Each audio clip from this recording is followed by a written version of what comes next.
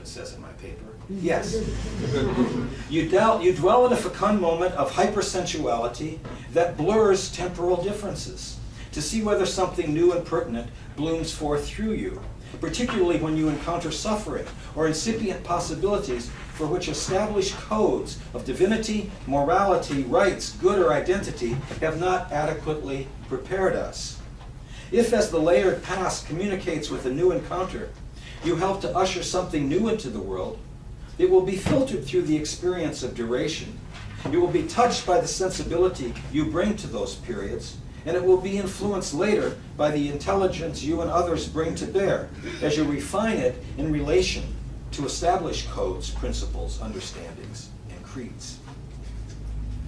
To an immanent realist, such experiments sometimes involve complex passages through which that which was heretofore unthought, not quite shaped like thought, bumps or surges into an ongoing pattern of thought under the pressure of need, altering or energizing thinking in this way or that. That which undergoes such a passage is not known or represented because it did not possess the shape of the representable before the passage began.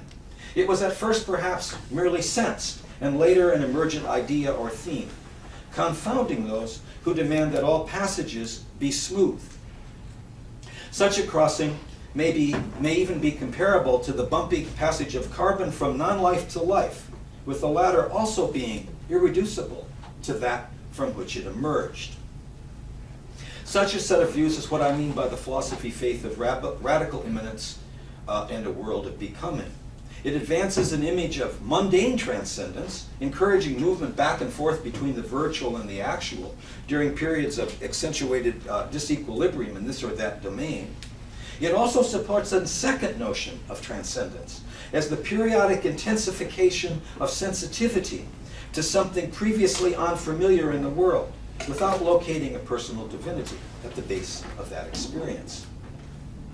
In a world of becoming, as construed through this lens, each tier of chronotime, the specific clock time of a single circuit through the body-brain network or species evolution and so forth, oscillates unevenly between periods of relative equilibrium and accelerated disequilibrium, with the latter sometimes triggered by moments of collision with and or infusion by force fields set on other tiers of chronotime.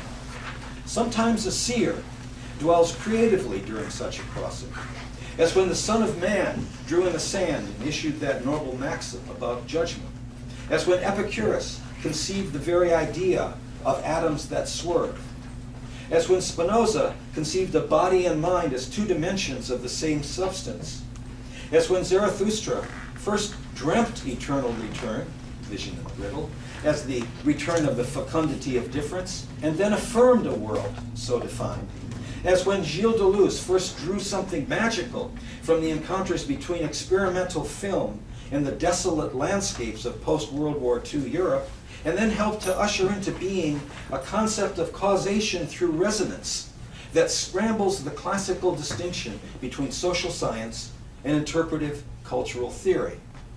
None of these guys is transfixed by violence, as Charles Taylor sometimes suggests when immanent realists are who follow in the wake of Nietzsche. All transcend the experience of homogeneous time from time to time, even as they recognize, with Henri Bergson, that the operational requirements of action-oriented perception solicit such a simple or linear conception.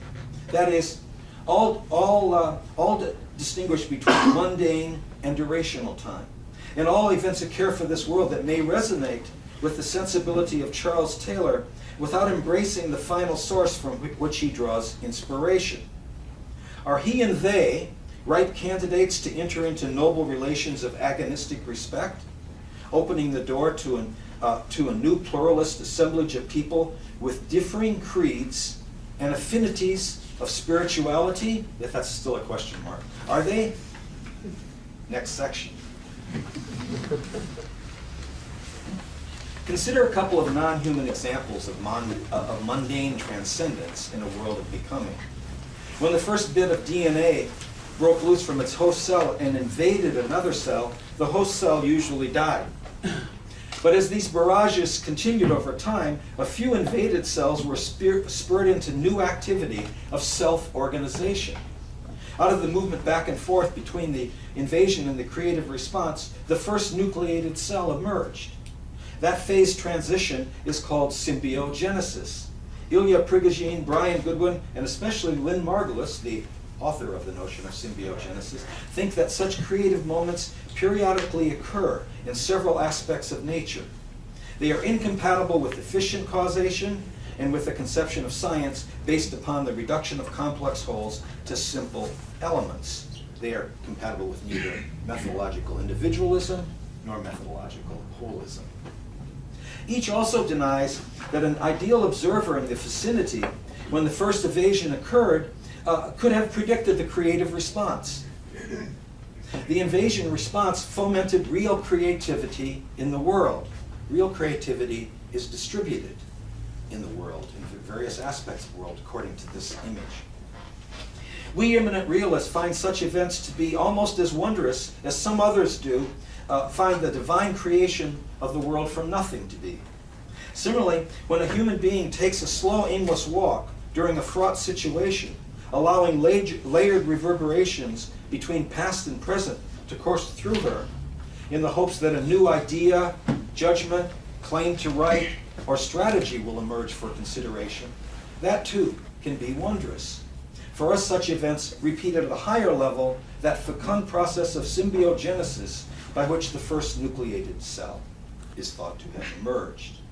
The latter possibility, indeed, evolved from the former passage. The two processes, the passage to life and the passage to a new idea, are not identical. For the first involves a mode of autopoiesis that does not include a crossing from the unthought to thought. During the second, the case of human dwelling, something may pass from the immanent field of the unthought, that which is not shaped entirely like thought, into an established intersubjective matrix of thought and action. Reworking modestly an invaluable insight Taylor advanced several years ago, such a bumpy crossing expresses but does not represent that which precedes and enables it. His divine source is ambiguous and wondrous because it moves you as it is carried into the world, even as it is not fully articulable. Ours are ambiguous and sometimes wondrous as they cross from one phase state to another. They hence infuse articulation without being representable in themselves.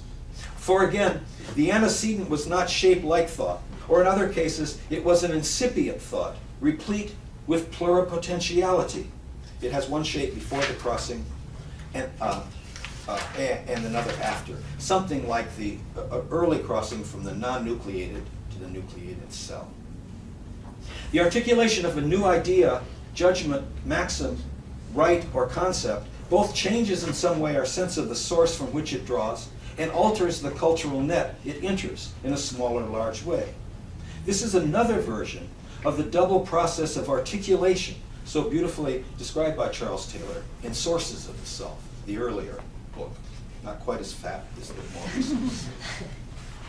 I hope you can see how the philosophy faith adumbrated here differs simultaneously from what Taylor calls an exclusive humanism that confines agency only to humans, from the Abrahamic tradition of personal transcendence embraced by Taylor, and from secular notions of linear progressive time that focus neither on the creative element of becoming nor the importance of dwelling periodically in fecund situations when a new occurrence unsettles something.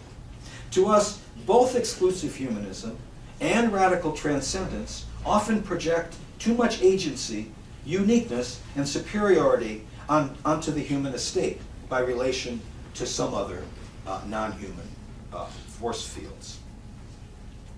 The minor tradition I embrace, though this is probably already obvious to you, but I wanted to say it first. The minor tradition I embrace is replete with difficulties, puzzles, and problems amidst its glowing promise.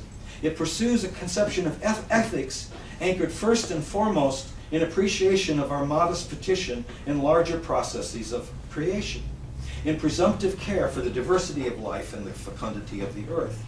This ethic infuses mundane human interests, identities, tasks, and understandings, rather than expressing an unconditional law or divine inspiration above them. It is an ethic of cultivation rather than a universal morality of command obedience. And it is impure essentially. That's its best advantage. It is impure essentially. Its advocates pursue strategies to come to terms without existential resentment with the obdurate fact of death as oblivion. We also acknowledge tragic potential in a world without either divine providence or a strong susceptibility to human mastery. Either or. Moreover, we seek to replace the quest to discover transcendent meaning with a readiness to invest selective activities with meaning. To the extent we succeed in affirming existentially the world we confess, to that extent, those investments will express a modum of care for diversity, for the future and for the earth. Further, we seek to transfigure the vexed tradition of free will, in which the will is deeply divided against itself after the fall, into an earthy notion of freedom bound to processes of thinking, particularly when you dwell creatively in a fecund moment. Freedom is not entirely the property of agents then. It is a strange process in which we participate but do not dominate.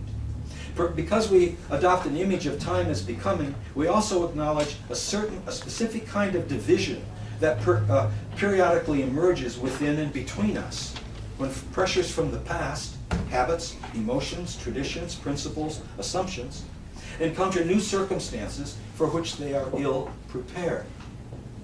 We transduct the themes of primordial guilt and an intrinsically divided will into a more prosaic appreciation of the struggles that ensue when old habits meet new turns in time. Such dissonant conjunctions can be difficult, even agonizing, for it is uncertain which way to turn. They can also, on occasion, foment creative and productive thinking, as you wallow in hesitation to help usher something new into being. Something that you may decide retrospectively deserves to be refined and cultivated further. Finally, we do not eliminate the element of mystery appreciated in several traditions of transcendence from the world. We project an element of mystery into several natural and cultural processes themselves, as they find expression in experiences of time, causality, duration, and freedom. We realize that times periodically arise, many times, when we live forward into mystery.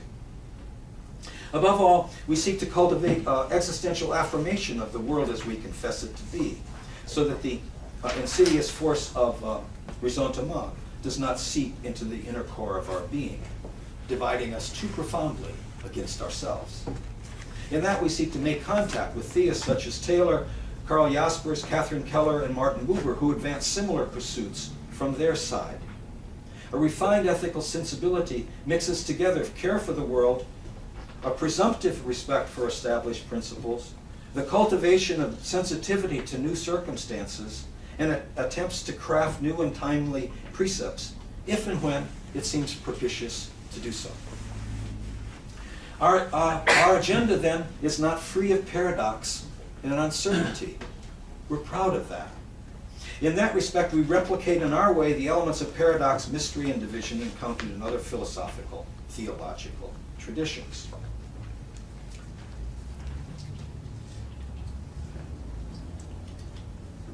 From the vantage point of a philosophy of becoming set in a sensibility of care for this world, a pressing need today is to negotiate deep, multidimensional pluralism within and across territorial regimes. That, as I receive him, may be in his own way important to Taylor too.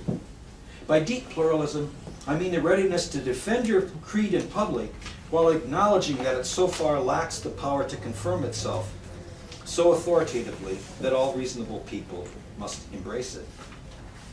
By multidimensional pluralism, I mean a political culture in which differences of creed, ethnicity, first language, gender practice, and sensual affiliation find expression in a productive ethos of political engagement between participants. Deep and multidimensional pluralism set conditions of possibility for each other.